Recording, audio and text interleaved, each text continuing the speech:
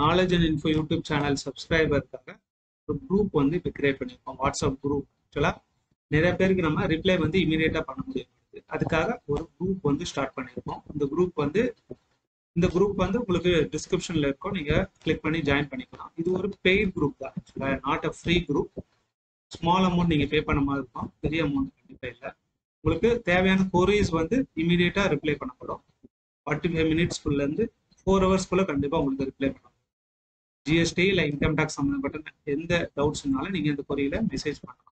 உங்களுக்கு ரிப்ளை பண்ணுறது with proper எக்ஸ்பிளனேஷனோட உங்களுக்கு கண்டிப்பாக ரிப்ளை பண்ணுறதுக்கு 100% ட்ரை பண்ணுவோம். Within the particular period of time 45 மினிட்ஸ்லேருந்து 4 ஹவர்ஸ். அதே மாதிரி இந்த நம்பருக்கு நீங்கள் கால் பண்ணாதீங்க.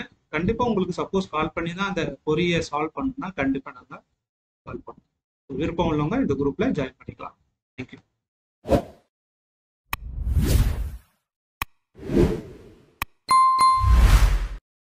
Welcome to knowledge and info YouTube channel.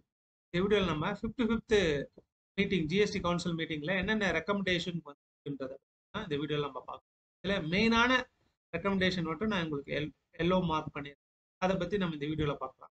மற்றபடி இந்த பிடிஎஃப் வேணும்னா என்னோட டெலிகிராம் சேனலில் நீங்கள் ஃப்ரீயாகவே டவுன்லோட் பண்ணிக்கலாம்.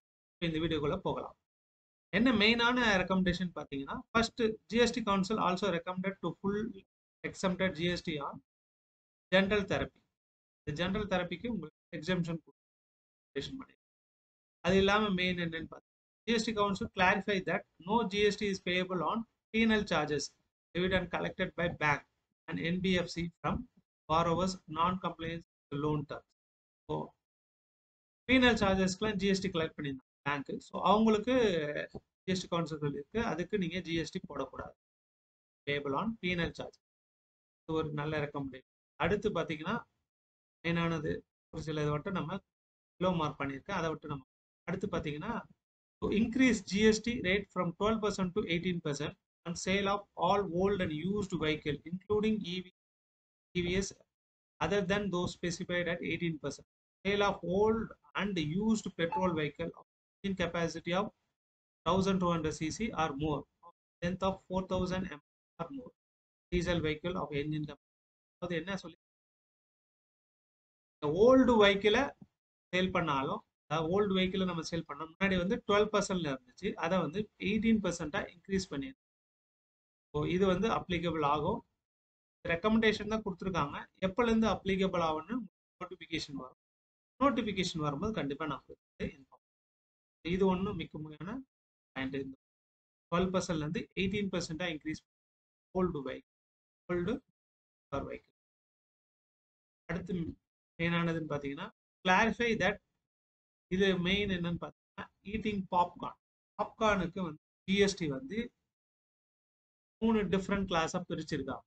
பார்த்தீங்கன்னா ஒன்று வந்து 5%, இன்னொன்று வந்து 12%, வந்து 18%. 5%ன்றது நார்மலாக நீங்கள் பாப்கார்னை அப்படியே வாங்கி நம்ம without any packed or any கேரமெல்லாம் போட்டு இல்லாமல் ஜஸ்ட் ஒரு பாப்கார்னை வாங்கி 50% இதே வந்து ப்ரீ பேக்டாக இருக்குன்னா லேபிளோட, அதாவது இந்த சினிமா தேட்டர்லாம் கொடுப்போம், ப்ரீ பேக் பாப்கார்ன் விற்கிறாங்கன்னா 12% ஜிஎஸ்டி அப்ளிகபிள்.